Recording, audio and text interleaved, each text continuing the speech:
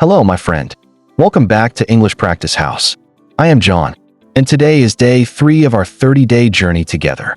Before we start, I want you to do one small thing. Just say these words out loud. Right now, wherever you are, I can speak English. Say it again, louder this time. I can speak English. Did you feel a little strange saying that? A little shy, maybe? Don't worry. That feeling, that small voice inside you that says, no, you can't. That is exactly what we are going to talk about today. Today's topic is very special. It is not about grammar. It is not about vocabulary. Today, we are talking about fear. The fear of speaking English. I want to tell you something important. You are not alone. Millions of people around the world know English words. They know grammar rules. They can read English perfectly. But when it is time to open their mouth and speak, their heart starts beating fast. Their hands get a little sweaty, and the words just disappear. Sound familiar? Yes, I thought so. By the end of this video, you will understand exactly why this happens. And more importantly, I will give you real tools, simple, practical steps to break this fear piece by piece. Stay with me until the end, because the last part of this video is going to change how you feel about speaking English forever. Let's begin. Understanding the fear, why it happens. Let's understand something first. Fear of speaking English is not really about English. It is about a much bigger, much older feeling, the fear of being judged. Think about it this way. When you were a small child, you didn't feel any fear when you spoke your own language. If you made a mistake, nobody laughed at you forever. Your parents smiled, corrected you gently, and life continued. But somewhere between childhood and adulthood, something changed. Maybe a teacher corrected you in front of the whole class. Maybe a friend laughed when you said an English word wrong. Maybe someone said, "Your English is not good." And that sentence stayed in your heart for years. That one moment, that one small moment, created a wall. And every time you try to speak English now, your brain remembers that old moment, and it says, "Be careful. Don't get hurt again." This is completely normal, my friend. This is called the affective filter in language learning. A wall of emotion that blocks the words even when your brain knows them perfectly. Have you ever noticed this? You know the word, you know the sentence, but in the moment, nothing comes out. That is not because you don't know English. That is because fear is sitting between your brain and your mouth. Here is something beautiful I want you to understand. The fact that you feel this fear means you care. It means you have respect for the language, respect for the people you are speaking to, and a desire to do well. That is not weakness. That is actually a sign of a thoughtful, intelligent mind. Give yourself credit for that. Now let's break down the 3 biggest fears people carry when speaking English. Fear number 1, the fear of making mistakes. You think, if I say this wrong, people will think I am stupid. But let me ask you something. When a foreigner speaks your language with a small mistake, do you think they are stupid? No. You feel happy that they are trying. The same is true for you. People respect effort, not perfection. Fear number 2, the fear of judgment. You imagine everyone is watching you, analyzing every word. But here is the truth. Most people are thinking about themselves, not you. They are busy with their own life, their own worries. Nobody is studying your grammar as closely as you think. Fear number 3, the fear of not being understood. This is a real fear, and I understand it. But even native English speakers misunderstand each other sometimes. Communication is never 100% perfect, even between 2 people speaking the same language. Small misunderstandings are normal, not a disaster. I want you to say this sentence with me right now. Mistakes are proof that I am trying. Say it again. Mistakes are proof that I am trying. Beautiful. Hold on to that sentence. We will come back to it. Let me tell you a story. I want you to imagine a young woman named Priya. Priya studied English for 10 years in school. She could write long essays. She could read English novels. But when a foreign customer called her office and asked a simple question, Priya froze. Her mind went blank. She said, sorry, and passed the phone to her colleague. That night, Priya went home feeling very sad. She thought, what is wrong with me? I know so much English, so why can't I speak it? Now let me tell you what Priya did next. She didn't give up. She didn't decide, I am just bad at speaking. Instead, she made one small decision. She decided to speak English for just 5 minutes every single day, even alone in her room, even to her mirror. Just 5 minutes. Not perfect English, not fancy English, just English. In the first week, It felt strange. She heard her own voice and felt shy, even alone in her room. In the second week, it felt a little easier. By the end of 1 month, Priya could hold a real conversation without freezing. Not perfect, but real, flowing conversation. What changed? Did Priya suddenly learn new grammar rules? No. What changed is that her brain built a new pathway. A pathway from thinking in English to speaking in English, without fear blocking the road in between. Here is something wonderful about the human brain. It adapts. Every single time you speak, even with mistakes, even with fear, your brain is quietly building a stronger, faster connection. This is not magic. This is simple biology. The brain strengthens paths that are used often. So every time you speak English, even badly, you are winning. You are building the road. I want you to remember Priya's story. Not because it is a special story. Actually, it is a very common story. Thousands of people go through exactly this. And thousands of people, just like Priya, come out the other side stronger. Let me ask you something personal now. Think about one moment in your life when you felt embarrassed speaking English. Just remember it in your mind for a second. Got it? Good. Now I want you to do something important. Forgive yourself for that moment. That moment does not define you. That moment was one small event in one small day. It does not decide your future. You are here, watching this video, working on your English, right now, today. That says something powerful about you. It says you are someone who doesn't give up. It says you are someone who keeps trying. And that, my friend, is genuinely admirable. Changing how you think. Now let's move to something very practical, mindset shifts. These are small changes in how you think about speaking English, and they can make a huge difference. Mindset shift number 1, from perfect to progress. Many people think, I will speak English when I become perfect. My friend, I have to tell you something honestly. You will never feel perfect. Even native English speakers make grammar mistakes. The goal is not perfection. The goal is progress. Every sentence you speak, even with mistakes, is progress. Stop waiting for perfect. Start now with what you have. Mindset shift number 2, from audience to conversation partner. When you imagine speaking English, do you imagine an audience judging you like a stage performance? Instead, imagine just one friendly person, sitting across from you, genuinely interested in what you have to say.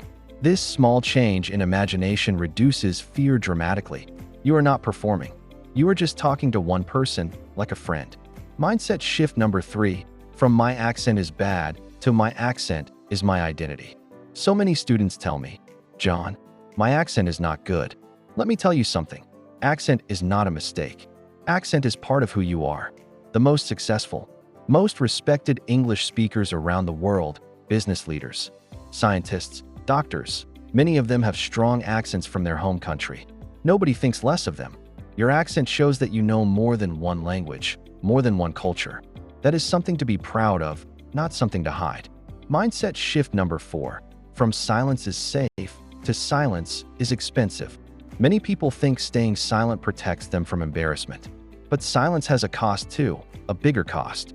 Every time you stay silent instead of speaking, you lose an opportunity to practice, to connect, to grow. Silence feels safe in the moment, but over months and years, silence is actually the most expensive choice you can make. Mindset shift number 5, from I must think in my own language first to I can think directly in English. This one is very important. If you are translating every sentence in your head from your own language to English before speaking, of course you will feel slow and nervous. Instead, practice thinking in simple English directly. Start small. Think about your day in English. I am tired. I want tea. The weather is nice today. Simple thoughts, directly in English, without translation. Over time, this becomes natural. I want you to pick one of these 5 mindset shifts. Just one, and repeat it to yourself 3 times. Right now out loud. Go ahead, pause if you need to. This is your homework already, right here in the video. Practical techniques, breaking the fear step by step. Now, mindset is important, but mindset alone is not enough. We need action too. Let me give you real, practical techniques that you can use starting today. Technique 1, the mirror method. Stand in front of a mirror, alone, with nobody watching. Talk to yourself in English for just 2 minutes about anything. Your day, your dreams, your breakfast, anything at all.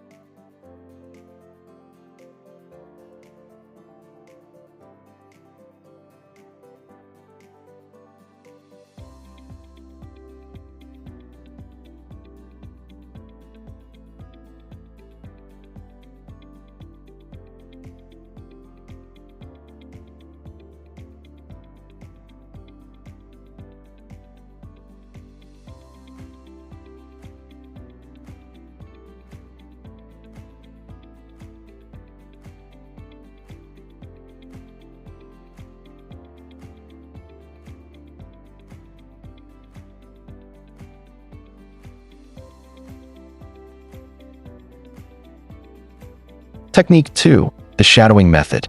Find a short English video or podcast, even 30 seconds long. Play it and speak along with it at the same time, copying the rhythm, the speed, the pronunciation. This trains your mouth muscles and your ear together. We will actually practice this method later in today's video, so keep watching. Technique 3. The small win method. Instead of trying to have one big, perfect conversation, aim for small wins. Order coffee in English. Say one sentence to a stranger in English. Send one voice message in English to a friend. Small wins build confidence brick by brick. Much better than waiting for one big, perfect moment. Technique 4. The recording method. Record yourself speaking English for 1 minute on your phone. Then listen to it. Most people hate this at first. But here is the secret. After doing this for 2 weeks, you will start noticing real improvement in your own recordings. This is one of the fastest ways to see your own progress with your own ears. Technique 5. The just start method. When fear hits you before speaking, don't wait for the fear to disappear completely. It may never disappear completely, and that is okay. Instead, speak anyway, with the fear still there. Action first, confidence follows, not the other way around. Confidence is not something you wait for. Confidence is something you build by acting despite fear. Let's practice technique 4 right now, together. I want you to say this short paragraph out loud, imagining you are recording it. Hello, my name is. I am learning English every day. Today I feel a little nervous, but I am trying, and that makes me proud of myself. Did you say it? Wonderful. That, right there, is exactly what practice looks like. Small, brave moments, one after another. Key vocabulary and confidence phrases. Now let's build some vocabulary and phrases that will directly help you when fear rises during a conversation. These are phrases native speakers use all the time, and they will make you sound natural, not nervous. When you don't understand something, instead of staying silent, say, "Sorry, could you say that again? I didn't quite catch that. Could you repeat that, please?" When you need time to think, instead of freezing, say, "Let me think for a moment. That's a good question. Let me think. Give me a second." When you make a mistake, instead of panicking, say, "Sorry, I meant to say. Let me correct myself." What I mean is, when you want to express an opinion but feel unsure, say, "I think, but I'm not completely sure. In my opinion, from what I understand." When someone compliments your English, instead of feeling shy and denying it, practice accepting it gracefully. "Thank you so much. That means a lot. I really appreciate that. I've been practicing." Let's practice a short imaginary conversation using these phrases. I will play both sides, and I want you to repeat after me. "Excuse me, could you tell me the time?" "Sorry, could you say that again?" "Sure. Could you tell me the time, please?" "Oh, of course. It's almost 3 o'clock. Thank you so much." "You're welcome." Simple, right? But notice something. In this whole conversation, there was one small misunderstanding, and it was completely fine. Nobody got upset. Nobody laughed. The conversation just continued naturally. This is what real English conversations actually look like. Not perfect, but smooth and forgiving. Let's do one more. This time, imagine you are in a job interview, and you didn't understand a question. "So, can you tell me about your previous experience?" "That's a good question. Let me think for a moment. In my last job, I worked in customer service for 2 years. "Great. And what did you enjoy most about it?" "I think I really enjoyed helping people solve their problems." Notice how natural that sounds, even with the small pause phrases included. Confidence is not about speaking fast without stopping. Confidence is about handling pauses and mistakes smoothly, without panic. When you face many people at once. Now let's talk about something specific, a fear that feels even bigger than normal conversation.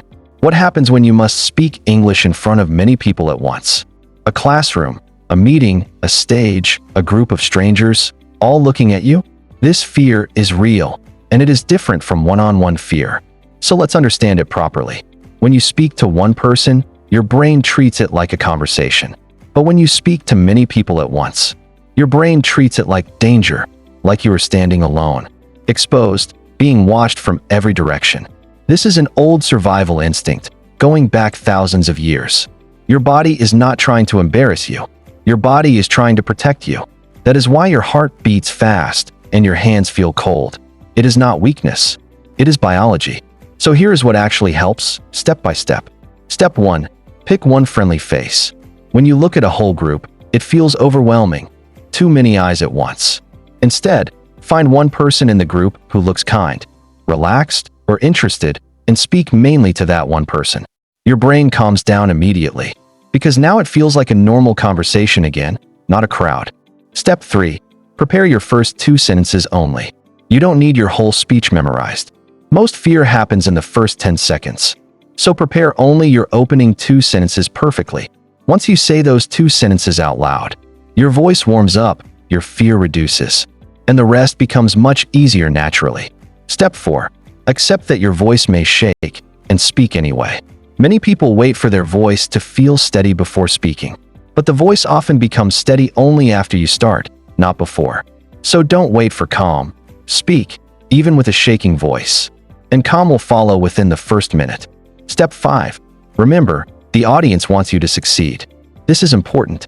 When you watch someone else speak, do you secretly hope they fail? No, you hope they do well. You feel a little nervous for them, and happy when they succeed. Every audience feels the same way about you. Nobody in that room is hoping you fail. They are, in their hearts, hoping you do well. Let's practice an opening line together. The kind of confident first sentence you can use in front of any group. Repeat after me. Hello everyone. Thank you for being here today. I'm really glad to have this chance to speak with you. I may not be perfect, but I promise you, what I have to say comes from the heart. Notice something. Even that second sentence already builds connection with an audience. Because honesty always connects, more than perfect grammar ever will. An audience remembers how you made them feel, not whether every sentence was grammatically flawless. So the next time you must face many people, a classroom, a work meeting, a family gathering, remember these 5 steps. 1 friendly face, 1 slow breath, 2 prepared sentences, a shaking voice that speaks anyway, and an audience that is quietly on your side. Now, let's do a guided practice together. This is the shadowing method I mentioned earlier. I will speak a sentence slowly and clearly. I want you to repeat it out loud, copying my rhythm and pronunciation as closely as you can. Ready? Let's begin. I am learning to speak English with confidence. Every mistake I make helps me improve. I don't need to be perfect to be understood. My accent is a part of who I am. I am proud of the effort I am making today. Speaking English gets easier every single day. I am brave enough to make mistakes in front of others. Fear does not control my voice anymore. Wonderful work, my friend. Genuinely, that was wonderful. Did you notice something? By the 8th sentence, it felt a little easier than the first one, didn't it? That is not an accident. That is your brain, right now, in real time, building a new pathway. Let's do this one more time, a little faster now, testing your confidence. I can do this.